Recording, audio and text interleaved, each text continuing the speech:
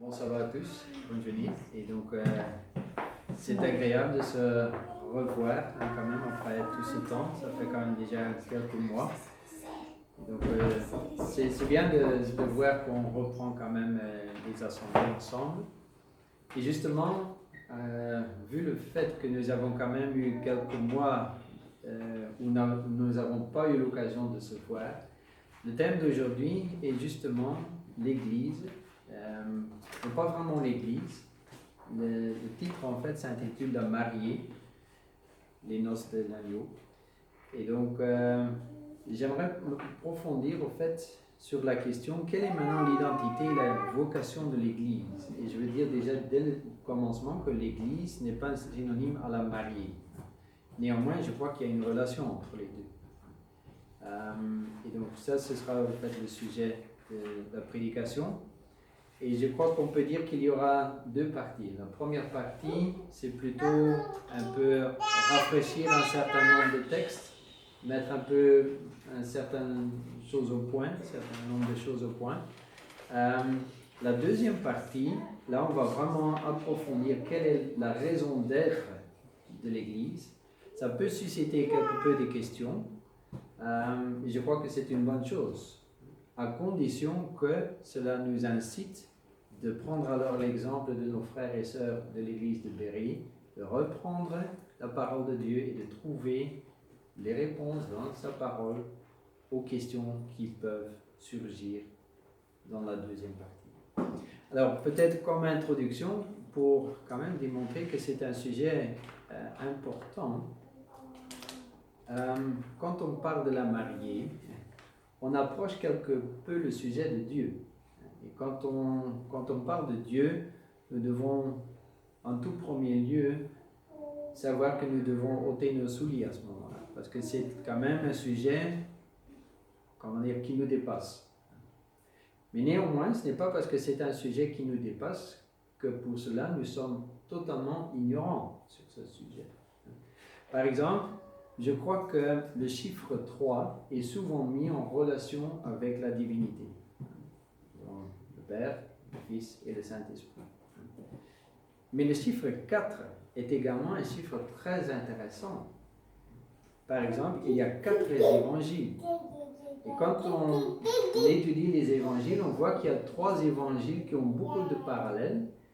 Et il y a une évangile qui est quand même un peu différente. Celle de Jean est quelque peu différente. Quand on parle par exemple du message des 3 anges, on en a parlé ce matin, il y a 3 anges, mais en fait il y a également un 4e dans Apocalypse 18. Et là à nouveau on voit que le 4e est un peu différent.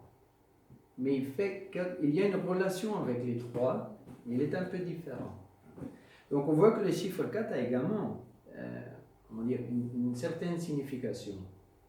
Alors j'aimerais prendre un premier texte qu'on retrouve dans 2 Pierre, au chapitre 1, et là le verset 4, et là nous lisons, et qu'elle nous assure de sa part les plus grandes et les plus précieuses promesses, afin que par elles, vous deveniez participants de la nature divine, en fuyant la corruption qui existe dans le monde par la convoitise.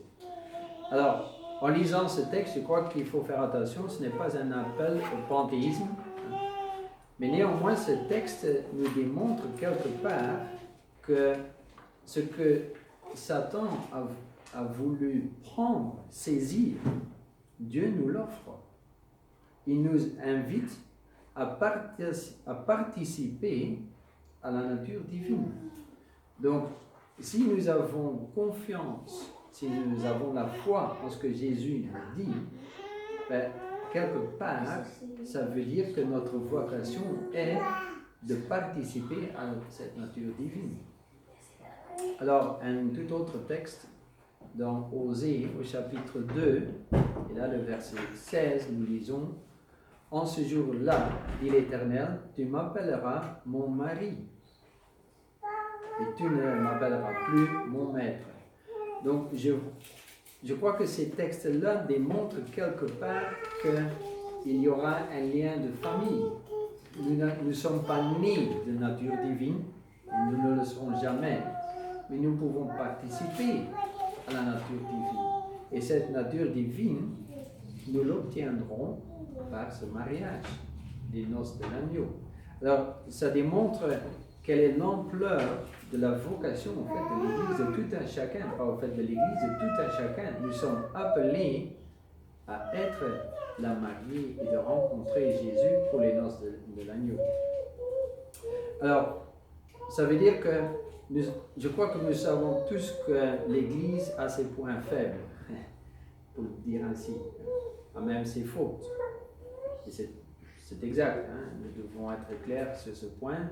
Mais d'un autre côté, même si nous voyons qu'il y a des choses qui se déroulent dans l'Église qui nous font peine, nous devons quand même retenir que l'Église, même l'Église de Laodicée, c'est un des 7 chandeliers qui sont chers dans les yeux de Jésus. Même l'Église de Laodicée. Et cette Église est appelée également à être la mariée. Donc, nous devons être réalistes en ce qui concerne l'Église, mais d'un autre côté, nous devons également savoir quelle est la vocation de l'Église. Alors, j'ai déjà utilisé un certain nombre de fois le mot Église, mais qu'est-ce que c'est qu'une Église? Alors, couramment, on peut dire que l'Église est vue comme étant un bâtiment. Un bâtiment où il y a un culte chrétien, souvent chrétien, qui se passe, qui se déroule. Ça, c'est une approche de qu'est-ce que c'est qu'une Église. Une deuxième approche, il peut y avoir un peu de différence, mais je crois que dans l'ensemble, la plupart des dénominations chrétiennes vont dire que l'Église, c'est quelque chose de structuré. C'est un ensemble qui est structuré, il y a une hiérarchie même, et dans cette hiérarchie, on fait une distinction entre les laïcs et un ordre qu'on peut donner un certain nom, un ordre religieux, peu importe. Et cet ordre est en fait responsable pour devancer dans un certain culte, dans une certaine façon. Et les laïcs sont appelés à être présents durant ces cultes. Je dis à nouveau, c'est dans l'ensemble, il y a quelques différences, mais dans la plupart des dénominations chrétiennes, c'est ainsi que ça se déroule. Alors, prenons maintenant l'approche biblique. Qu'est-ce que c'est qu'en fait une église? Le mot église vient du mot grec ecclésia, et si on devrait le traduire littéralement, en fait, ça veut dire une assemblée. C'est une assemblée de personnes. Donc le mot, ou cette notion de hiérarchie n'y est pas. Et donc, c'est un mot grec, mais la notion assemblée est une notion qu'on retrouve dans toute la Bible. Parce que dans l'Ancien Testament, c'est et en hébreu, en ce moment-là, c'est pas en grec, mais là également, il y a un mot qu'on retrouve dans beaucoup de passages, le mot kal, qui signifie également assemblée. Donc, on voit clairement que l'approche de la Bible est quand même différente de la notion que nous avons couramment de qu'est-ce que c'est qu'une église. Et quand on prend par exemple les écrits de Paul, je crois qu'elles sont très connues, dans 1 Corinthiens par exemple, au chapitre 12, nous voyons que Paul va utiliser l'image d'un corps pour expliquer qu'est-ce que c'est que l'église. Et qu'est-ce que c'est qu'un corps? Le corps est constitué de différentes choses. Il y a des mains, il y a les pieds, il y a les yeux, il y a le nez, etc. C'est différent, mais ils travaillent ensemble, ils forment un ensemble. C'est très difficile de dire qu'est-ce qui est plus important, la main ou les pieds. Je crois que dès qu'on manque l'un des deux, c'est embêtant. Donc tout est important. Si on n'a pas de foie, ou si on n'a pas d'estomac, c'est embêtant. Donc chaque partie du corps est en fait nécessaire. On ne peut pas dire ça c'est très très important et ça c'est moins important. Non, c'est l'ensemble qui compte. Et donc on retrouve cela en fait dans tout le chapitre 12 de Corinthiens. Donc on voit par exemple dans les versets 8 à 11 qu'en effet c'est le Saint-Esprit qui fait qu'il y a ces différences. Donc, Dieu n'est pas un Dieu où tout le monde doit être exactement le même.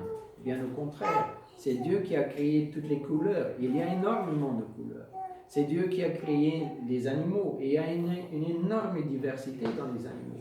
Donc Dieu aime la diversité, aime les couleurs.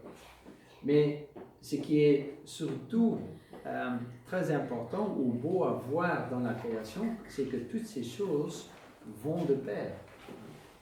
Et c'est ça, en effet, l'image que Paul également reprend dans 1 Corinthiens chapitre 12, que malgré toutes ces différences, nous pouvons faire un ensemble et devenir donc une assemblée.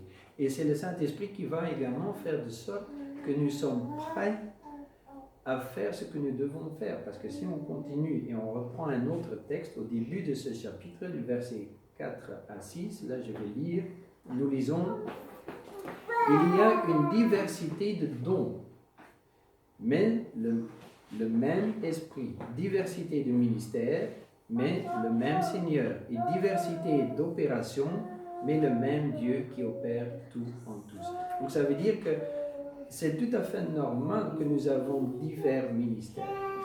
Il faut avoir des diacres, il faut avoir des anciens, il faut avoir des enseignants, il faut de tout pour faire une église. Et c'est le Saint-Esprit qui fait de sorte qu'il y a un certain nombre de personnes qui ont le don d'agir comme diacre. Et d'autres ont le don d'agir comme enseignants. Et donc, c'est cet ensemble qui fait que nous formons une église. Donc, cette distinction entre laïque et religieux, c'est quelque chose que nous ne retrouvons pas dans cette image que Paul utilise. C'est cet ensemble, c'est cette assemblée qui compte. Alors, dans 1 Colossiens, chapitre 1, donc, au verset 18, nous lisons « Il est la tête du corps de l'Église. Il est le commencement, le premier-né d'entre les morts, afin d'être afin d'être en tous le premier. » Donc, ce texte nous démontre qu'en effet, le fait qu'il n'y ait pas de hiérarchie, le fait qu'il n'y ait pas cette distinction entre religieux et laïque, ça veut pousser à pas dire qu'il n'y a pas un ordre. Il y a une structure, mais la structure est quelque peu différente. La structure est qu'en effet, il y a quelqu'un qui est à la tête. Et je crois que ce texte est très clair. Il s'agit de Jésus. Jésus est à la tête, et il n'est non simplement qu'il est à la tête, il est la tête. C'est lui qui est la tête, c'est lui qui dirige l'Église. Donc il y a une structure, il y a un ordre, mais ce n'est pas un ordre qui fait une distinction entre laïque et religieux. C'est un ordre dans ce sens où il y a une assemblée, chacun reçoit des dons, et au moment où tout le monde utilise ces dons pour cette assemblée et travaille l'un avec l'autre, c'est à ce moment-là qu'il y a un ordre et qu'il y a une assemblée où Jésus fonctionne comme étant la tête. Il y a d'autres textes encore qui continuent dans ce sens, dans Éphèse au chapitre 1. Là également, nous voyons à nouveau cette même idée qu'il y a en effet un ordre, mais c'est Jésus qui est donc à la tête. Alors, un autre texte qui est en fait très clair, mais malgré le fait que ce texte est très clair, nous voyons en effet que ça pose problème dans beaucoup d'églises. Non simplement dans l'église catholique, pour en nommer qu'une, parce que je crois que souvent quand on lit ce texte, on pense immédiatement à l'église catholique, mais nous devons être honnêtes et clairs qu'en fait ce n'est pas uniquement cette dénomination, l'église catholique, qui a des problèmes avec ce texte. Nous lisons donc dans Matthieu au chapitre 23, nous commençons au verset 7. Et je vais quand même prendre mes lunettes, c'est un peu plus facile de lire avec des lunettes. Ils aiment à être salués dans les palaces publics et être appelés par les hommes rabbi. Rabbi, mais vous, ne vous faites pas appeler rabbi, car un seul est votre maître, et vous êtes tous frères. N'appelez personne sur la terre votre Père, car un seul est votre Père, celui qui est dans les cieux. Ne vous faites pas appeler directeur, car un seul est votre directeur. En fait, on peut dire, tous les titres que nous avons, en fait, on devrait avoir un grand crochet à l'entrée de la porte de l'église, afin qu'on puisse mettre tous nos titres. Et dans l'assemblée, nous avons qu'un seul titre, frères et sœurs. C'est tout. Il n'y a pas d'autre titre que cela. Et le texte est très clair à ce sujet. Donc il n'y a pas de distinction entre... Je ne sais pas pourquoi. On peut faire des distinctions entre toutes sortes de choses, mais ce n'est pas, comment dire, ce n'est pas essentiel. Et je veux être clair également sur ce sujet. Si quelqu'un est professeur de grec ou professeur en hébreu, c'est intéressant. Cette personne peut nous enseigner des choses très intéressantes. Mais est-ce que cela fait de cette personne une autorité? Non. C'est un élément essentiel dans l'assemblée, mais ça ne fait pas de cette personne une autorité. Parce que quelqu'un d'autre qui travaille dans la cuisine peut être inspiré par le Saint-Esprit au moment où elle fait la vaisselle, et ce témoignage peut être tout aussi important que l'explication que ce professeur en hébreu nous a donnée sur un certain verset. Amen. Voilà. Il n'y a pas de différence. Tout est important parce que chaque chose est incitée par le Saint-Esprit. Nous l'avons lu. Toute chose vient au fait du Saint-Esprit. Alors, d'où vient cette idée d'avoir cette hiérarchie? Et souvent, on parle de clés. Ici, je démontre une image où on voit Jésus qui donne les clés à Pierre. C'est une image connue. Il y a il y a même des cantiques à ce sujet. Il y a des peintures à ce sujet. Il y a des sculptures à ce sujet. Donc, c'est une notion qui est très, très connue. D'où est-ce que ça vient? Ça vient en fait d'un texte biblique. Quand nous prenons Matthieu au chapitre 16, et là les versets 18 et 19, nous lisons, et c'est Jésus même qui est en train de parler. C'est Jésus même, et il dit, « Et moi je te dis, tu es Pierre, et que sur cette pierre je bâtirai mon église, et que les portes du séjour des morts ne prévaudront point contre elle. Je te donnerai les clés du royaume des cieux. Ce que tu liras sur la terre sera lié dans les cieux, et ce que tu délieras sur la terre sera délié dans les cieux. » C'est un texte qui est souvent utilisé pour démontrer qu'en effet, nous avons une hiérarchie, une très forte hiérarchie, qui est au fait le premier des premiers, c'est au fait Pierre, et que Jésus donne une autorité très spécifique à Pierre, dans ce sens même où, au fait, le salut des hommes dépend de ce que Pierre dit. Si Pierre va lier quelque chose sur terre, ce sera lié dans les cieux, et si Pierre délie quelque chose sur la terre, ce sera délié dans les cieux. Donc c'est une autorité énorme qui est au fait donnée à ce moment-là de la part de Jésus à Pierre. Et donc, pour en citer une église, l'église catholique va utiliser ce texte pour démontrer qu'en effet, il y a une hiérarchie, et une fois que Pierre est décédé, cette autorité a été donnée à un successeur, et c'est ainsi que s'est développée au fait la papauté. Ok? Si nous disons que ce n'est pas ainsi, alors nous devons expliquer, oui, mais qu'est-ce que Jésus a dit? Parce qu'en fait, si nous lisons ces mots, ça nous paraît clair. C'est en effet ce que nous lisons. Donc, si ce n'est pas vraiment ça, si nous devons le comprendre d'une autre façon, mais de quelle façon devons-nous alors comprendre ces paroles que Jésus a dit à Pierre? Alors, la toute première chose qui est importante quand on fait une étude biblique, ce n'est pas uniquement pour ces textes-là, c'est pour tous les textes bibliques. Quand on lit un verset, nous devons toujours lire le contexte. Dans quel contexte est-ce que Jésus a prononcé ces paroles? Alors, si on reprend les versets un peu en avant, c'est-à-dire du 13 au verset 17, juste avant le 18, nous lisons. Jésus, étant arrivé dans le territoire de Césarée de Philippi, demande à ses disciples, qui dit-on que je suis? Le Fils de l'homme. Ils répondirent, les uns disent que tu es Jean-Baptiste, les autres disent que tu es Élie, autres disent que tu es Jérémie ou l'un des prophètes. Et Jésus reprend et dit, oui, mais et vous, leur dit-il, qui dites-vous que je suis? Alors, il y a un des disciples, et je crois que ce n'est pas étonnant, c'est Pierre qui répond. Donc, Simon-Pierre répondit, tu es le Christ, le Fils de Dieu vivant. Jésus, reprenant la parole, lui dit, tu es heureux, Simon, fils de Jonas, car ce sont pas par la chair et le sang qui t'ont révélé cela, mais c'est mon Père qui est dans les cieux. Donc, quel est le contexte? Pierre est en train de donner un témoignage puissant, un témoignage crucial. Que Jésus était spécial, ça, tout le monde le savait.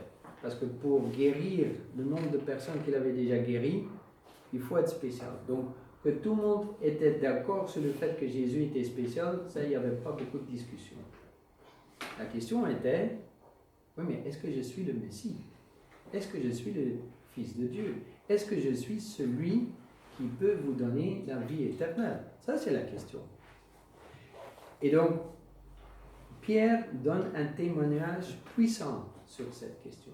Oui, en effet, peu importe ce qu'ils disent, un grand nombre de personnes disent que tu travailles dans la force de Jean-Baptiste, que tu travailles dans la force d'Élie, que tu travailles peu importe dans quelle force. Mais Simon-Pierre est celui qui témoigne, non, tu ne travailles pas comme Jean-Baptiste, tu es différent. Il donne donc un témoignage crucial. Tu es le Christ, le Fils de Dieu vivant. Et c'est sur ce témoignage-là que Jésus dit, ce que tu viens de dire là, ce n'est pas parce que tu es intelligent que tu es arrivé à dire ce que tu viens de dire. C'est parce que Dieu, tu as ouvert ton cœur, tu as laissé travailler le Saint-Esprit en ton cœur, et que Dieu a pu révéler ce que tu viens de dire. Et c'est sur ce... Donc, ça c'est le verset 17. Et ensuite, au verset 18, Jésus dit, et sur ça, je reprends maintenant le verset 18, je te dis que tu, et maintenant il faut prendre le texte grec comme il est, en fait, nous devrions lire, tu es un caillou. Mais il faut savoir que le mot Pétros, qui peut être le mot pierre, le nom, mais qui peut être également utilisé comme caillou, une petite pierre. Donc il y a Pierre le nom et il y a Pierre comme le caillou, un petit caillou. Donc on peut dire, ok, tu es Pierre, mais on peut également dire, sans forcer le texte, on peut dire qu'en fait il est écrit, tu es un caillou. Et Jésus a dit, toi, tu es un petit caillou. Mais sur cette roche, sur le témoignage que tu viens de donner, je vais bâtir mon église. Oui, c'est une toute autre notion. On ne force pas le texte, on prend le texte tel qu'il est, mais on comprend le texte dans le contexte. Et à ce moment-là, on arrive à une toute autre signification de ce texte. Donc, ce n'est pas Jésus qui va donner une responsabilité énorme à une personne humaine. Mais on voit que Jésus dit, le témoignage que tu viens de donner est un témoignage de ce qui se passe au moment où tu ouvres ton cœur et que le Saint-Esprit puisse faire son travail. À ce moment-là, tu arrives au témoignage que tu viens de donner. Et c'est ce travail-là sur lequel je vais bâtir mon Église. Alors, il faut également savoir que les mots que Jésus a utilisés, Pétros, en fait réfèrent à une ancienne prophétie. Si on prend le texte en Ésaïe 28, on va comprendre pourquoi justement le mot Pétros, pourquoi justement la roche. Dans Ésaïe 28, au verset 16, nous lisons, « C'est pourquoi ainsi parle le Seigneur, l'Éternel. Voici, j'ai mis pour fondement en Sion une pierre éprouvée, une pierre angulaire de prix, solidement posée. Celui qui la prendra pour appui n'aura point de hâte de fuir. Et au moment où Jésus a prononcé les paroles que nous avons lues dans Matthieu, je ne sais pas s'il avait vraiment compris jusqu'au fin fond ce que cela signifiait. Mais par après, il l'a compris. Ce que nous lisons dans 1 Pierre, l'épître de Pierre. Dans 1 Pierre, au chapitre 2, il a les versets 3 et 4. Si vous avez goûté que le Seigneur est bon, approchez-vous de lui, pierre vivante, rejetée par les hommes et choisie précieuse devant Dieu. Et donc, si nous continuons dans ce chapitre, nous voyons clairement que Pierre a bien compris que la roche sur laquelle l'Église sera bâtie, c'est Jésus. Donc quand on prend l'ancienne prophétie d'Ésaïe, de qui est-ce qu'il s'agit? C'est de Jésus. Mais nous sommes des pierres vivantes par lesquelles Jésus va construire son Église. Amen. Nous sommes une petite pierre importante, mais nous sommes en effet un caillou important, mais nous sommes un caillou, nous ne sommes pas la roche. Nous faisons partie de cette assemblée qui est importante, mais nous ne sommes pas la roche. Donc il faut vraiment comprendre ce que Jésus a dit et pas commencer à mettre dans les mots que Jésus a dit des choses qu'il n'a jamais dit. Alors, pourquoi, encore une autre raison pour laquelle nous pouvons être sûrs que Jésus n'a jamais donné cette responsabilité à Pierre, comme nous l'avons décrite tout au début, parce que Jésus sait très bien que Pierre, mais n'importe qui d'entre nous, ne sommes pas capables d'avoir telle responsabilité. Et dans le même chapitre de Matthieu, toujours au chapitre 16, mais un tout petit peu plus loin, donc nous avons lu le 18, maintenant on prend le 23, donc c'est pas beaucoup plus loin.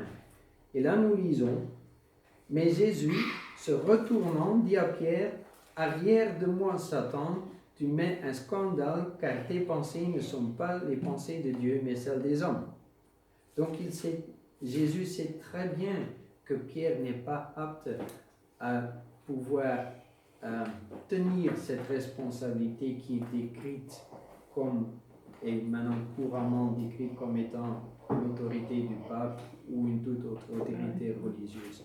L'homme n'a pas la capacité de supporter telle autorité. Il va succomber. Et Jésus le savait très bien. Donc, Jésus n'a jamais eu, l'idée de donner une responsabilité à Pierre, sachant très bien que Pierre ne sera jamais capable de tenir telle responsabilité.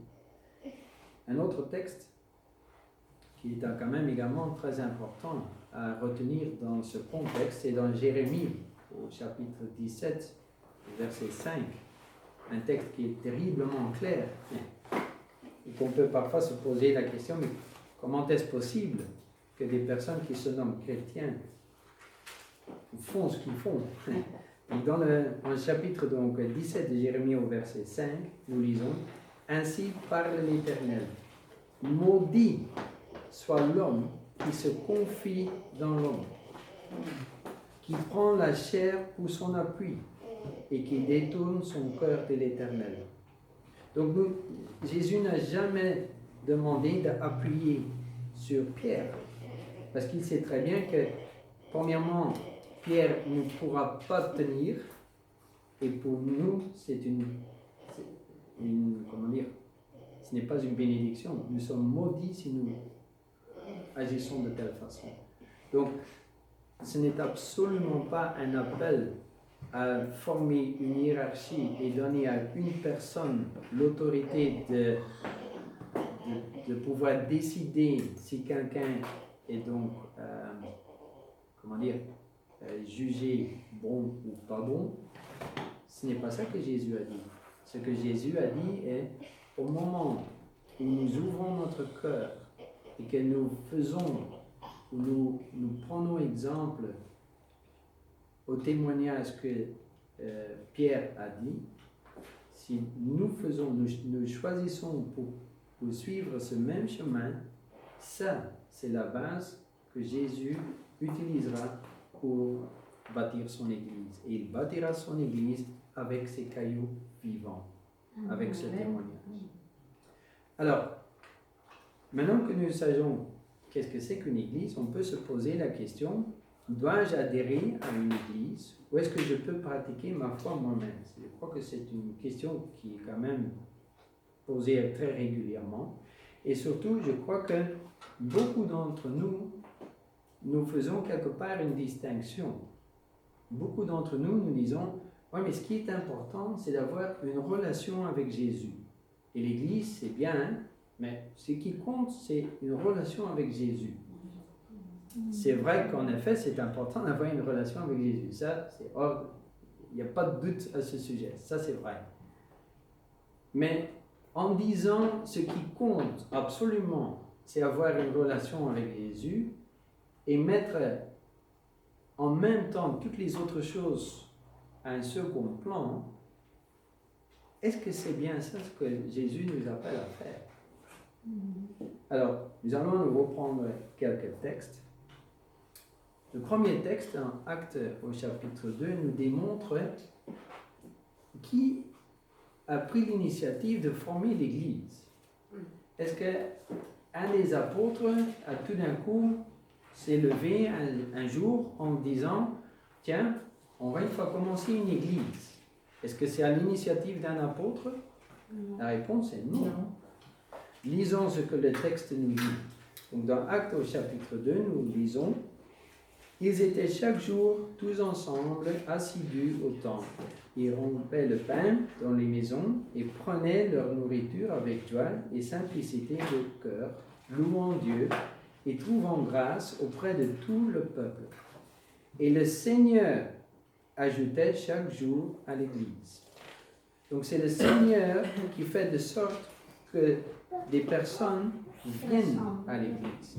Donc c'est lui qui est donc à la base, c'est Jésus même qui prend l'initiative de faire de sorte qu'une Église se forme. Un autre texte dans Hébreu au chapitre 10, au verset 25, là nous avons un appel.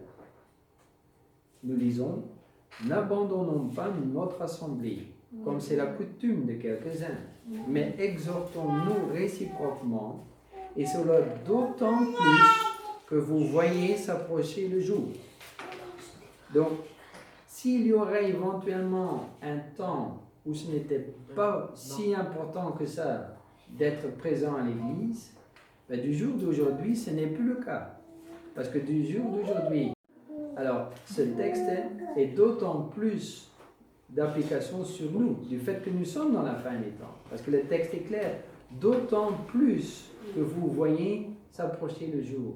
Donc, je crois qu'il n'y a jamais eu un temps où ce n'était pas important de faire partie de cette assemblée que Jésus même a créée. Je crois que ça a toujours été important. Mais à la fin des temps, ce sera tout particulièrement important d'être présent durant ces assemblées. Dans 1 Corinthiens, au chapitre 12, au verset 13, nous lisons comment nous pouvons faire partie de cette assemblée. Parce que je crois qu'il est clair que c'est important de faire partie de cette assemblée, d'être présent. Et là, nous lisons, nous avons tous en effet été baptisés dans un seul esprit pour former un seul corps. Donc en fait, simplement déjà ce texte nous démontre que être baptisé et faire partie de ce corps, c'est une et même chose. On peut, dans la façon où Jésus nous enseigne, il n'y a pas moyen de faire une distinction entre avoir une relation étroite avec Jésus et être présent à l'Église. Il n'y a pas moyen de faire une distinction entre les deux. Nous faisons cette distinction. Nous posons souvent la question, oui, mais si j'ai une bonne relation avec Jésus, c'est quand même ça qui compte. Si je suis présent à l'Église ou pas, c'est quand même pas important. Ben non, justement, nous venons juste de le lire. Au moment où nous sommes baptisés dans un seul esprit pour former un corps. Donc si on n'est pas présent, le corps n'est pas complet.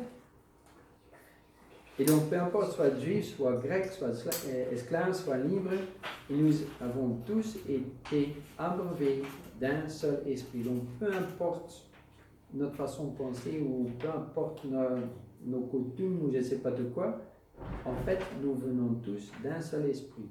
Et en effet, nous sommes appelés à former un seul corps. Et je crois qu'en effet, ce verset nous démontre clairement qu'il est important que nous soyons présents afin de former ensemble cette assemblée, ce corps. C'est une idée qu'on revoit également dans Actes chapitre 2, 41. Il faut quand même le lire, c'est un texte intéressant. Ceux qui acceptèrent sa parole, donc accepter la parole, furent baptisés. Donc là également, il n'y a pas de distinction. Au moment où nous acceptons la parole de Dieu, on se laisse baptiser. Et une fois qu'on est baptisé, en ce jour-là, le nombre des disciples augmenta environ de 3000 âmes. Au moment où ces 3000 personnes se sont laissées baptiser, au même moment, ces 3000 personnes, pour eux, il n'y avait absolument aucun doute qu'au moment où on se laisse baptiser, immédiatement, ils font partie de cette assemblée. Il n'y a pas de distinction. Prendre la parole de Dieu, accepter la parole de Dieu, automatiquement, ça relève de se laisser baptiser. Et une fois qu'on se laisse baptiser, on fait partie de ce corps. Et quand on fait partie de ce corps, bien sûr qu'on est appelé à être présent. Il n'y a pas de distinction. Il n'y a pas une graduation entre toutes ces choses. C'est un ensemble. Alors maintenant, on arrive à cette deuxième partie. Une fois qu'on a mis un peu les choses au clair sur ces divers points, on peut maintenant se poser la question, oui, mais quel est maintenant le but réel de l'Église? Et je vais surtout m'approfondir ici sur l'Église adventiste du 7e jour. Quelle est la raison d'être? Quelle est notre mission? Alors, il y a beaucoup de réponses sur cette question. Une des réponses qu'on peut trouver dans la Bible, on retrouve dans Matthieu 25. Et je vais immédiatement dire pourquoi je l'ai mis en vert. Et dans Matthieu 25, les versets 39 et 40, nous disons: quand avons-nous vu malade ou en prison, et sommes-nous allés vers toi? Et le roi leur répondra: je vous le dis en vérité, toutes les fois que vous avez fait ces choses à l'un de ces plus petits de mes frères, c'est à moi que vous les avez faites. J'aimerais prendre encore un autre texte immédiatement avant d'approfondir cette idée. C'est dans Jacques, chapitre 2, le verset 17 et également le verset 24. Dans Jacques, au chapitre 2, au verset 17, nous lisons: il en est ainsi de la foi. Si elle n'a pas les œuvres, elle est morte en elle-même. Et au verset 24, vous voyez que l'homme est justifié par les œuvres et non par la foi seulement. Ce sont ces textes-là qui ont fait que Martin Luther a un énorme problème avec la lettre de Jacques. Martin Luther n'a jamais cité une seule fois la lettre de Jacques, pour cette raison-là. Mais ça, c'est un autre sujet. Mais je crois qu'il est clair que nous sommes, j'utiliserai le mot l'humanitaire. Un travail humanitaire, c'est nécessaire. Quand on voit de quelle façon que Jésus-Christ a agi, est-ce qu'il a simplement dit je suis soucieux de toi? Non, il les a guéris. Il les a, pas chaque fois, mais souvent, il les a d'abord guéris. Donc, Jésus, c'est important. Ça veut dire que, premièrement, malgré le fait qu'il est demandé par beaucoup de personnes, il a l'attention de voir ce que les personnes autour de lui leur manquent. Voir ce que les gens nécessitent. C'est déjà quelque chose. Parce que si on est tellement préoccupé par son travail ou par un travail missionnaire, il y a beaucoup de choses qu'on ne verra plus. Parce qu'on est tellement occupé avec quelque chose qu'à ce moment-là, on n'a plus une vision. Et si quelqu'un a faim, si quelqu'un a soif, si quelqu'un n'a pas de vêtements, on ne va même plus le voir. Donc ça, c'est déjà quelque chose de très important, de demander déjà le Saint-Esprit à faire de sorte que nous soyons aptes à voir ce qui est nécessaire. Ça, c'est une chose. Et une fois qu'on le voit, à ce moment-là, nous sommes appelés à faire quelque chose. Et quel est le problème souvent sur ce point-là? Je crois que de temps en temps, il y a l'aspect financier qui joue un rôle, mais je crois qu'il y a encore quelque chose d'autre qui joue encore un rôle bien plus embêtant que l'aspect financier. Et c'est le temps. Si on veut aller aux personnes qui nécessitent quelque chose, ça prend du temps. Ça prend du temps. Et nous n'aimons pas d'investir notre temps dans quelqu'un d'autre. Donc, c'est ça que Jésus nous apprend par ce texte. Vous devez voir ce qui se passe autour de vous. Voir les vrais besoins de tout un chacun. Et à ce moment-là, nous mettre sur l'arrière-plan et mettre l'autre en avant. Et prendre le temps, même si ça va un peu contre nos plans. Prendre le temps. Je crois que c'est important. Et pourquoi est-ce que j'ai mis Matthieu 25 en vert? Parce que souvent je prends quelques mots en vert où je veux vraiment prendre l'attention. Ici, je mets l'attention sur le fait que c'est Matthieu 25. Et il faut savoir que les versets et les chapitres sont très intéressants. Heureusement qu'on les a, sinon ce sera très difficile de retrouver les textes. Mais il faut savoir que les versets et les chapitres, ce sont des choses qui ont été ajoutées après. Ça veut dire qu'au moment où Matthieu était en train d'écrire, Matthieu 24 et Matthieu 25, c'est un ensemble. Il n'y a pas de différence entre Matthieu 24 et 25. Maintenant, Matthieu 24, quel est le sujet de Matthieu 24? Matthieu 24, c'est Jésus qui est en train de parler à ses disciples et qui est en train de leur répondre quand est-ce que la fin des temps sera arrivée. Et il leur a donné un certain nombre de signes. Et on en parle actuellement beaucoup de ces signes. Et ce qui est surtout important, pourquoi est-ce que Jésus nous a donné ces signes? Afin que nous sachions? Oui. Mais surtout, afin que nous sachions ce que nous devons faire et comment nous préparer une fois que nous voyons ces signes. Alors, où est-ce qu'on peut lire l'explication que Jésus nous donne, comment on peut se préparer? C'est dans Matthieu 25. Dans Matthieu 25, nous lisons comment se préparer pour les signes que nous lisons dans Matthieu 24. Et qu'est-ce que nous voyons dans Matthieu 25? 3 choses. Premièrement, très connu, ce sont les 10 vierges. 5 avec de l'huile, 5 sans huile. Donc les vierges sages et les vierges folles. Et donc, je viens de dire quelle est l'unique distinction entre les deux. L'unique, parce qu'il y a énormément de similitudes entre les deux. Il y a beaucoup plus de similitudes que de différences. La seule différence entre les vierges folles et les vierges sages, c'est que les vierges sages ont une réserve d'huile. Donc ça veut dire que Jésus est en train de nous enseigner à ce moment-là que avoir cette relation et être ancré et que le Saint-Esprit nous remplit totalement, c'est pas quelque chose d'intéressant, mais c'est absolument nécessaire. C'est ça qui fera la distinction.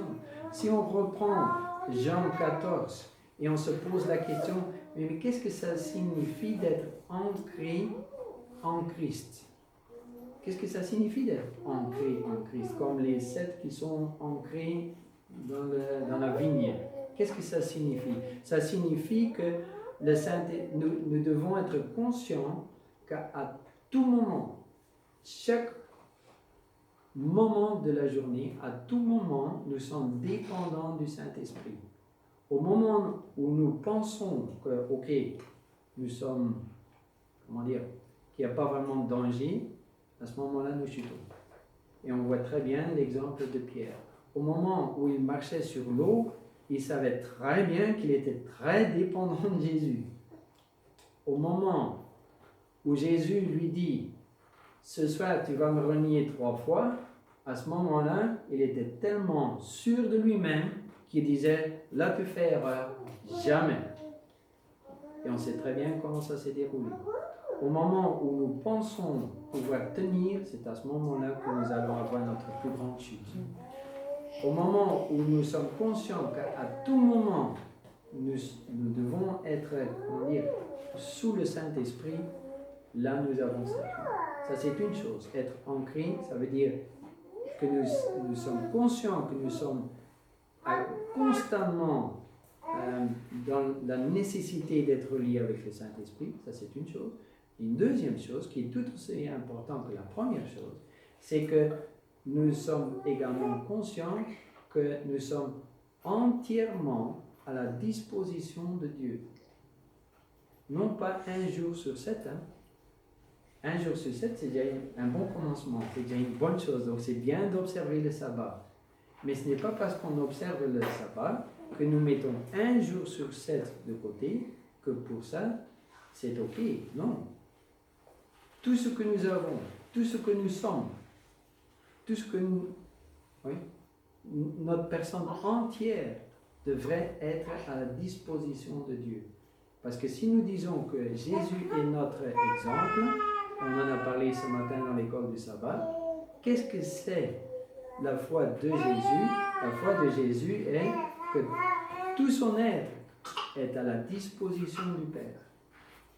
Donc si nous sommes appelés à suivre l'exemple de Jésus, ça veut dire que nous également, nous sommes appelés à faire de sorte que tout ce que nous sommes, tout ce que nous avons, est en fait à la disposition de Dieu. Et n'oublions pas que Dieu travaille d'une façon très particulière.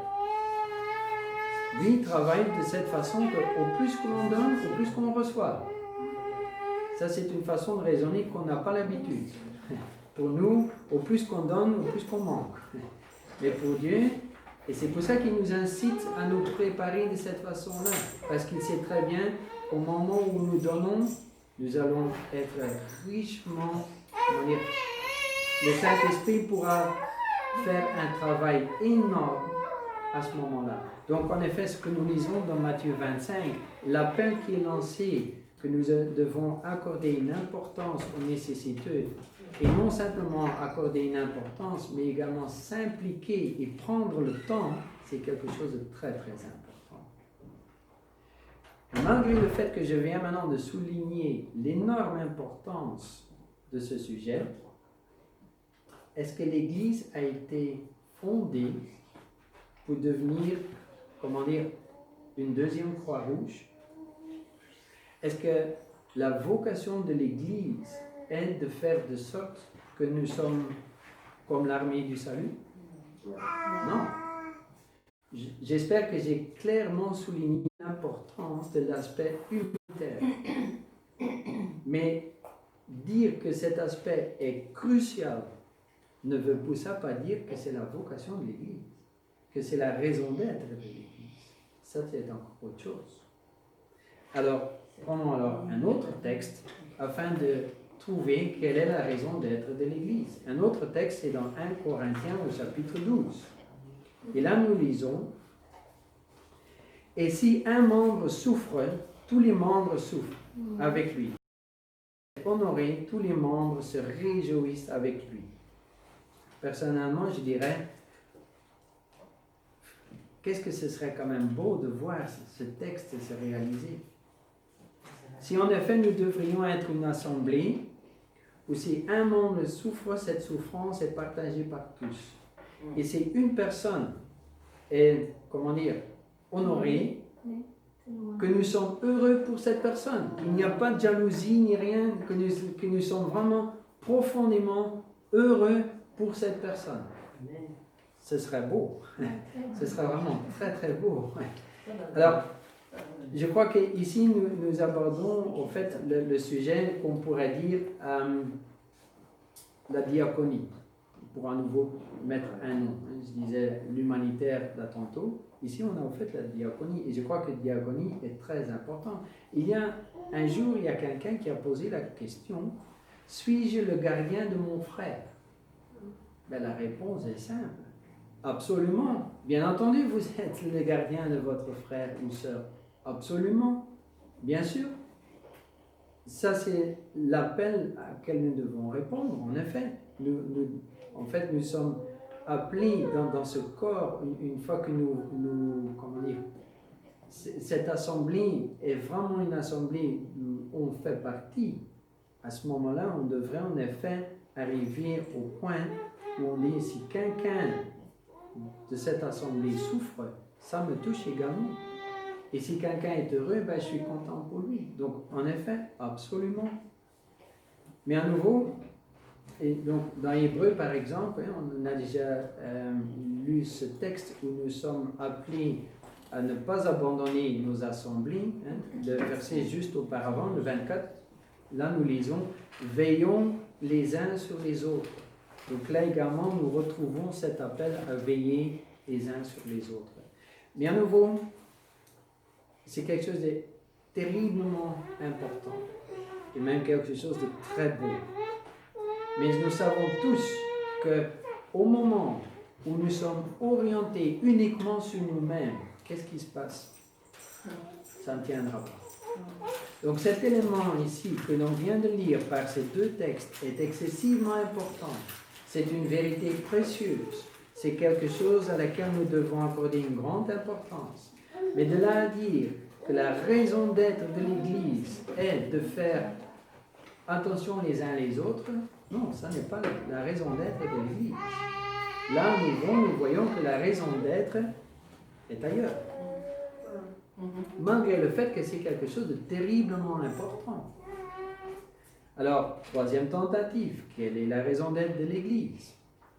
On peut prendre plusieurs textes, mais dans Jean 8, nous voyons que Jésus dit « Je suis la lumière ».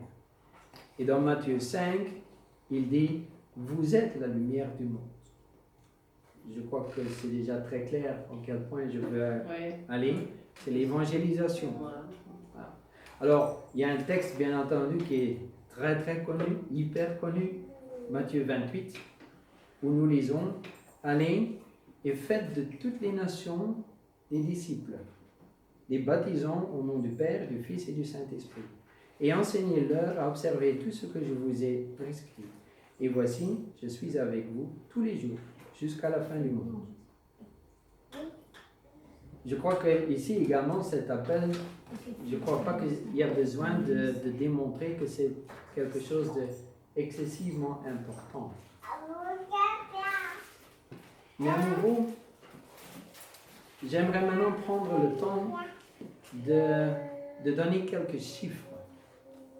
Ce sont des chiffres qui nous font mal.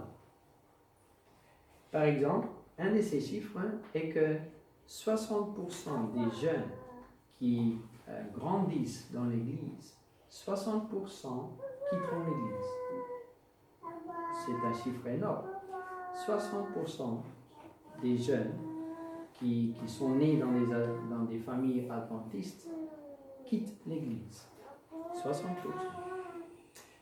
Un autre chiffre, si nous continuons à faire de l'évangélisation comme nous sommes en train de faire les 30 dernières années, nous avons encore besoin de 600 ans afin de faire que tout le monde ait attendu l'évangile. Nous avons encore besoin de 600 ans afin d'atteindre 7 milliards de personnes. Et le grand problème, c'est que... Il n'y a pas de temps. Oui, si nous serions encore là dans 600 ans, ben, on ne sera plus à 7 milliards, mais on sera déjà à nouveau à beaucoup plus. Donc, si le nombre actuel du nombre de personnes de 7 milliards devrait rester stable, nous avons besoin de 600 ans pour faire de sorte que ces 7 milliards ont entendu l'évangile. Donc ça veut dire qu'on n'y arrivera jamais de cette façon. Donc on a vraiment un problème. Encore un autre chiffre. Quand on pose la question aux membres adventistes, pas de n'importe quelle dénomination, uniquement aux membres adventistes du 7e jour. Est-ce que vous êtes persuadés que Jésus-Christ reviendra bientôt? Oui. 20% répondent oui. 54% répondent absolument pas. Donc je répète, ce sont uniquement des adventistes du 7e jour qui ont répondu à cette question. 54% de nos membres baptisés adventistes du 7e jour disent absolument pas sur la question, est-ce que vous croyez que Jésus reviendra bientôt? Et le bientôt n'est même pas encore défini. Est-ce que c'est 7 ans, 10 ans, 20 ans, 40 ans? Même ça, ce n'est pas défini. Simplement bientôt. La moitié disent non. Ça devrait nous poser quand même quelques questions. Comment ça se fait? Et j'aimerais maintenant citer quelqu'un. Donc, d'habitude, je cite des versets bibliques. Maintenant, j'aimerais citer une personne qui a joué un rôle quand même important dans l'Église adventiste, car il était président de la conférence générale. Et il a écrit un livre. Donc, je me réfère à Jan Paulson, qui était au fait le président avant du président actuel. Il a écrit un livre intitulé, c'est en anglais, Where Are We Going? Donc ça veut dire où allons-nous? Dans quelle direction allons-nous? Et j'aimerais lire une citation donc, de Jan Paulson. Il dit, la victoire comme la défaite seront nos compagnons jusqu'à la fin de notre âge. Si vous me permettez, je dirais, je crois que c'est une notion très répandue également dans notre Église, cette idée. Mais c'est quand même un peu bizarre parce que si nous lisons et si nous croyons dans la force de l'Évangile, c'est quand même bizarre de dire je crois dans la force de l'Évangile, je crois dans la force de la croix. Ce sont deux textes que nous lisons dans Romains 1 et dans 1 Corinthiens 1. Et donc, si nous sommes persuadés de la force de l'Évangile, d'en même temps dire, même si on fait un très grand effort, la victoire, tout comme la défaite, seront nos compagnons. C'est déjà quelque chose de bizarre à dire, mais disons, bon, continuons. La question est, qu'est-ce que Dieu attend de nous aujourd'hui, en tant qu'individus et en tant que communauté de croyants? Ce n'est que lorsque nous aurons une réponse claire à cette question que le réveil et la réforme seront plus que des mots dans un slogan. Ok, je crois que la question est très claire et en effet, je suis tout à fait d'accord, c'est très important de trouver maintenant une réponse à cette question. Alors, quelle est la réponse donnée? Jésus a dit à ses disciples lors de la Sainte Seine, vous serez mes témoins, dites-leur qui je suis et ce que j'ai fait. Faites d'eux des disciples. C'est là notre mission primordiale. L'Église n'a pas d'autre mission. Ok? Est-ce que nous faisons de l'évangélisation dans notre Église? Oui. On fait beaucoup d'erreurs, il y a beaucoup de fautes. Mais est-ce que nous faisons de l'évangélisation? Oui. Je dirais même plus. Est-ce que vous connaissez une seule dénomination chrétienne qui n'a pas pour but Matthieu 28? Moi, je n'en connais pas. L'Église pentecôtiste, luthérienne, presbytérienne, méthodiste, peu importe, vous pouvez les énumérer tous. Tous connaissent Matthieu 28 par cœur, comme nous. Alors, on peut maintenant vraiment se poser la question, qu'est-ce qui s'est passé en 1844? Il y a la grande déception. On peut se dire, ah oui, mais l'explication qui est donnée à cette grande déception, c'est bien trouvé. Ok, c'est vrai que en tant qu'être humain, nous sommes vraiment doués, au moment où on fait une erreur, de donner une explication plausible. C'est quelque chose que nous sommes doués à faire. Mais la question est maintenant, ce qui s'est passé en 1844 et le double, parce qu'il y a eu deux grandes déceptions l'une après l'autre, une en 1843 et une en octobre 1844. Est-ce que c'est par la suite d'une erreur? Oui ou non? La réponse qu'on donne à cette question-là est capitale. Parce que si on dit oui, ok, c'est une erreur humaine, et l'Église adventiste est une dénomination comme toutes les autres. Si on dit non, et si on se réfère à l'esprit de prophétie, l'esprit de prophétie est terriblement clair à ce sujet-là. Qu'est-ce qui s'est passé en 1844? C'est Dieu lui-même qui a fait de sorte que les yeux étaient fermés et que les frères et sœurs n'ont pas vu l'erreur qu'ils étaient en train de commettre. C'est Dieu lui-même qui a fait de sorte que son peuple, il les a mis dans cette grande déception. Alors, à nouveau, si on ne le croit pas, ok. Mais si nous croyons que ça s'est produit de cette façon-là, que c'est Dieu lui-même qui a dit, ok, vu le fait que le temps s'écoule, le temps est arrivé de commencer une nouvelle étape. Dans l'Apocalypse 3, nous lisons, il y a une porte qui se ferme et une porte qui s'ouvre. Si nous sommes en effet convaincus que 1844 est le moment où Dieu dit, il est temps maintenant de fermer une porte et d'ouvrir une autre porte, et du fait que j'ai promis de jamais faire quelque chose sans ne prévenir mes enfants auparavant, ça veut dire qu'il a besoin d'un peuple pour expliquer ce qui se passe. Ouais. Mais si le peuple n'est pas prêt, quelle est l'unique façon de préparer un peuple de Dieu? C'est de le secouer. C'est la seule façon. Parce que si on les secoue pas, ils s'endorment. Donc la seule façon de les réveiller, c'est de les secouer. Donc, est-ce que nous devons être surpris de ce qui s'est passé en 1844? Ben non, c'est l'unique façon d'agir. Dieu n'avait pas d'autre façon d'agir. Malheureusement, je crois que Dieu aurait préféré d'agir d'une autre façon. Ça ne lui fait pas plaisir d'agir de telle façon et de voir une si grande déception dans ses enfants. Mais du fait que c'est l'unique façon d'aller de l'avant, ben il n'a pas le choix. Et ça a des conséquences. Parce que si Dieu a fait quelque chose de très dur avec ses enfants, il avait une raison. S'il n'a pas de raison, pourquoi agir de telle façon? Il avait une raison très particulière. Est-ce que la raison très particulière, c'est d'avoir encore une dénomination comme toutes les autres qui vont commencer le travail d'évangélisation?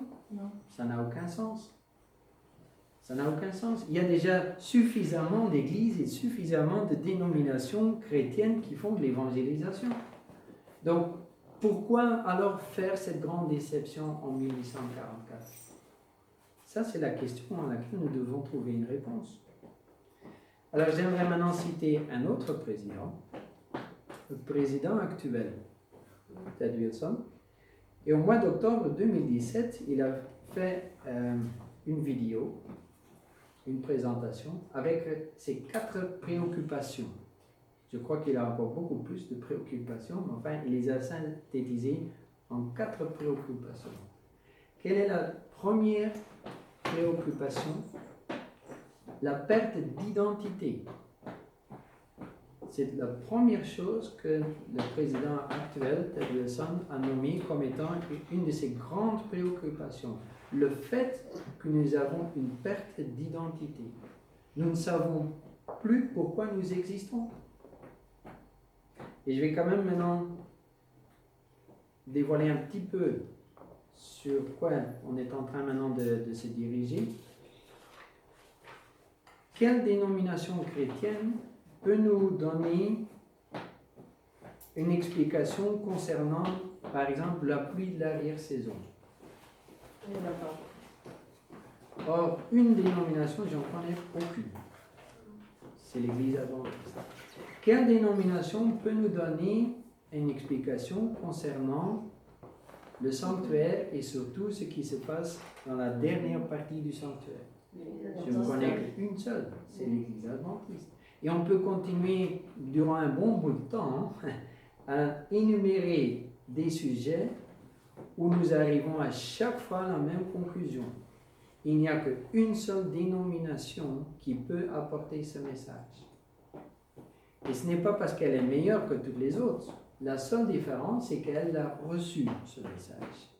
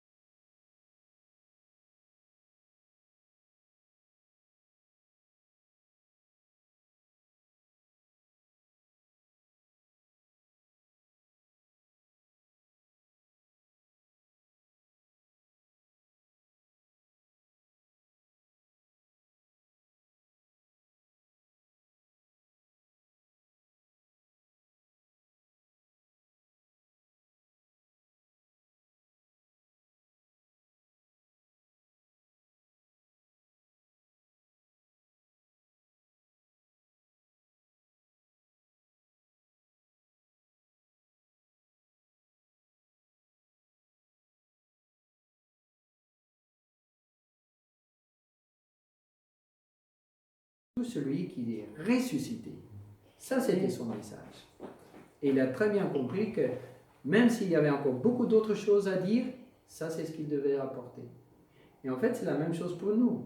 Est-ce que nous avons des choses intéressantes à dire concernant la première venue de Jésus? Oui. Oui. Est-ce que nous sommes appelés à faire ça? Non. Et si nous disons quelque chose concernant la première venue de Jésus, c'est en vue d'expliquer quelque chose concernant la seconde. Donc nous devons à tout moment tenir devant nous quelle est notre raison d'être. Et ce n'est qu'à ce moment-là que nous répondons à l'appel que Dieu nous a lancé. Parce qu'en 1844, Dieu a fait quelque chose de très particulier. Et nous sommes appelés à répondre à ce qu'il a fait à ce moment-là. Alors, je vais quand même continuer sur les 3 autres préoccupations parce que c'est quand même intéressant de savoir quelles sont les 4 préoccupations. Donc, la première, c'est donc cette perte d'identité. La deuxième, c'est le fait qu'il y a une influence croissante du monde dans nos églises. Et il donne les exemples, la façon dont on s'habille, la musique, la nutrition. Et pourquoi? Ben c'est simple, on vient de le voir là tantôt. Plus de la moitié de nos membres sont convaincus que nous sommes ici encore pour un bon bout de temps. Alors si on est convaincu que nous sommes ici encore pour un bon bout de temps, ben on se fait confortable, puisqu'on est quand même ici encore pour un bon bout de temps. Au moment où on se ressent comme étranger, à ce moment-là, nous sommes conscients que nous ne devons pas prendre les coutumes du monde.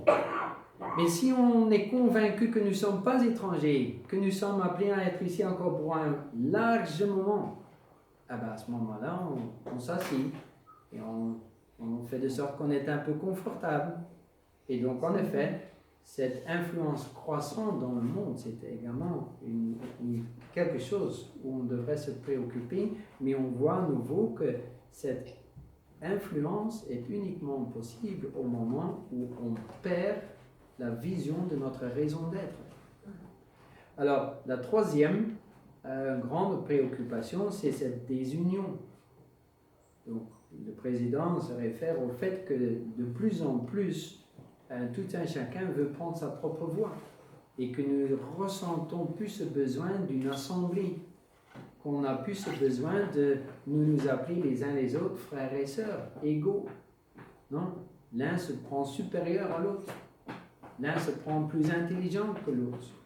L'un a plus de connaissances que l'autre. Et ça fait une désunion énorme.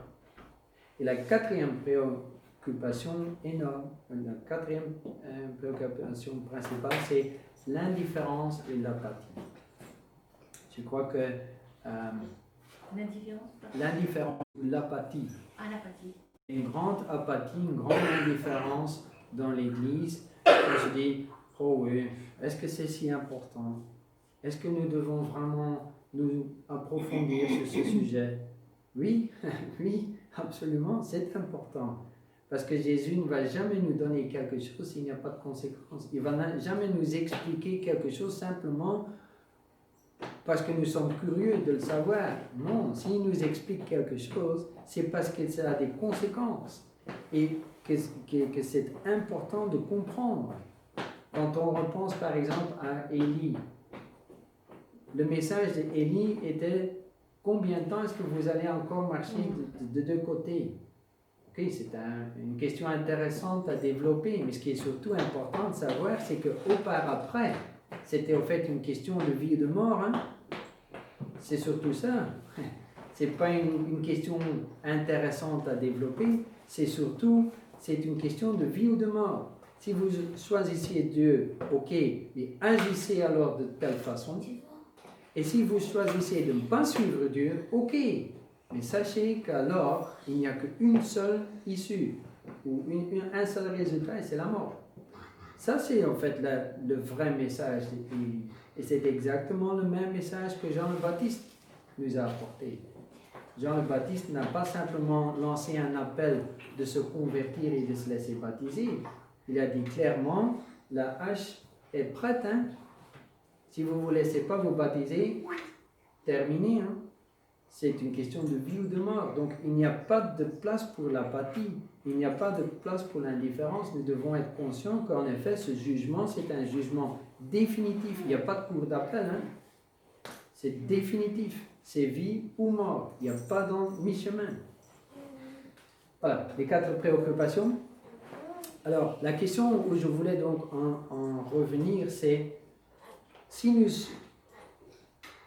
nous avons vu qu'en effet, il y a 3 choses précieuses: l'humanitaire, la diaconie et l'évangélisation. Sur les 3 domaines, nous faisons, des efforts. Hein? Plus que probablement que nous faisons des fautes, mais nous faisons des efforts.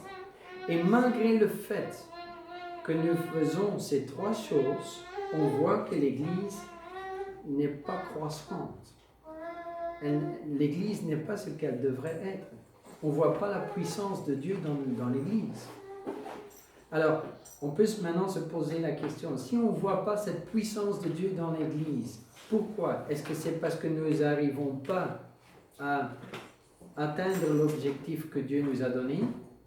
Ou est-ce que c'est parce que nous nous focusons sur le mauvais objectif?